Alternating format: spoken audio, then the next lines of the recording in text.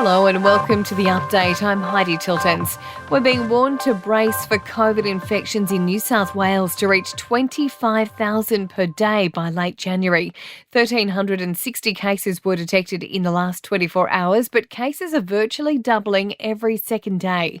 Prime Minister Scott Morrison insists health authorities are taking the Omicron variant very seriously. But we're not going to let it take us back. We've got to keep moving forward. What we're seeing in the southern states is that their hospital systems are planned for and coping with these surging cases. Victoria has recorded 1,405 new cases, while another 3 people have died with the virus.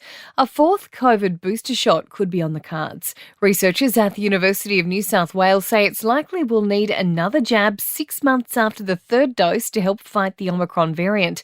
Group leader Dr. Deborah Cromer says an mRNA booster will protect against infection and serious illness. We can now predict that even having a booster shot, efficacy will then wane, so we can sort of say there probably will be a need for another booster shot down the line. Former Test cricketer Michael Slater has been ordered to stay with his sister until he can get into a mental health ward. The 51-year-old has been released on bail after allegedly breaching an AVO for bombarding his ex with text messages and phone calls. COVID disruptions were not detrimental to learning, according to analysis of the NAPLAN results, but boys are falling behind girls when it comes to some key skills in the classroom.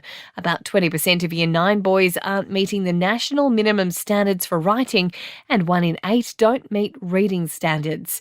Australians spent a combined 90 million hours on hold to call centres in the space of just 18 months.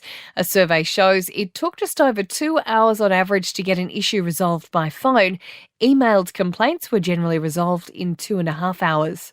And Coffin Bay oysters will be back on the shelves in time for Christmas. A harvest shutdown due to seaborne bacteria found in raw oysters making people sick is now over.